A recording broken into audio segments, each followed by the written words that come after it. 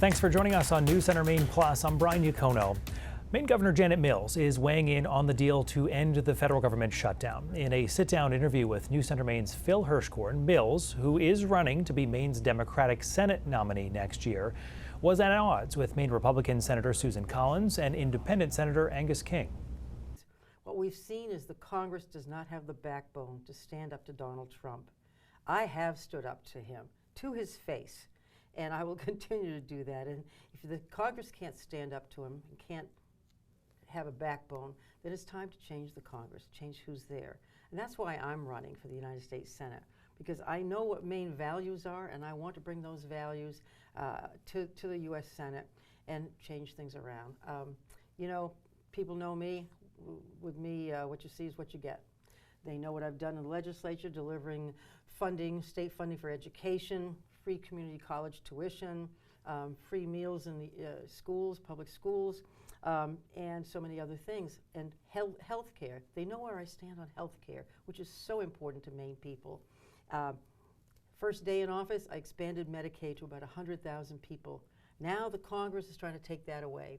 The Republicans controlling the Senate and the House and the White House have moved to diminish Medicaid substantially and SNAP benefits in the big bad bill, big beautiful bill that what they call it. And so I'm going down there to change that around, to express Maine's values, to express Maine people's dreams, hopes, and goals. When you mentioned standing up to Trump, we all remember what happened in February at the White House, see you in court over the issue of transgender athletes. And you just mentioned SNAP. So are we in another one of those standoffs where the White House is saying, don't use the SNAP money, but you went ahead and decided to fully fund those benefits in the state of Maine? We did. And so far the courts, the First Circuit Court of Appeals has ruled in our favor. And the USDA sent out guidance last Friday morning, and we went ahead based on that guidance. Now that's flipped in the last few hours. Well, that's not fair.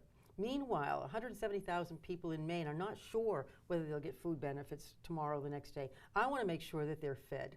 I want to make sure that the 170,000 children, seniors, people with disabilities maintain their health care and maintain food supplies.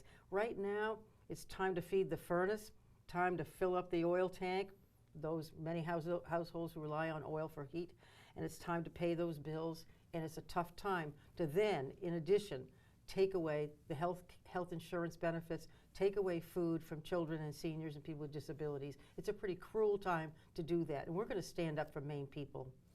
The biggest topic in the news is the ending or seeming to end federal government shutdown. That was a deal brokered by Susan Collins in Washington, but also Angus King, particularly on the ACA subsidies standoff. But you're opposed? No, I think it's a lousy deal.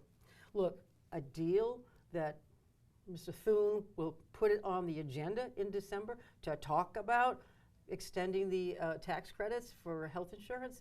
Talk about it in December. First of all, the open enrollment date started a few weeks ago. People are already signing up for health care, but they don't know what they can get.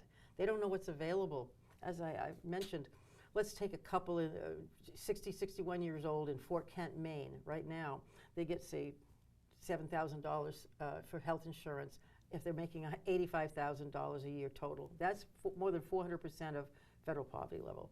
If the extended tax credits are not extended, their health insurance costs will go up to $25,000 out of an $85,000 income.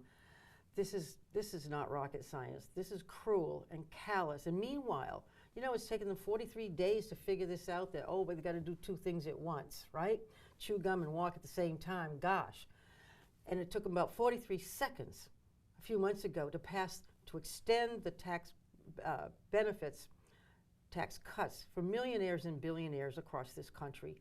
What's wrong with this picture? What's wrong with this Congress? What's wrong with the Republicans in the House, in the Senate, in the White House, that they can't see the real needs of real people? Every day they're looking at higher grocery prices, higher costs of car repairs, higher costs of housing construction and repairs because of tariffs and many other things. President Trump ran a year ago on the idea that he would bring down the cost of living. That has not happened, and the U.S. Senate has not stood up to him. I'm going down there to do exactly that. So you don't trust that the ACA subsidies piece of this deal will actually pass the Senate? And is the yes vote by 50, 60 senators, including those Democrats, a failure of Democratic leadership? it's a failure of the Congress to get two things done at once. Two things with urgent deadlines.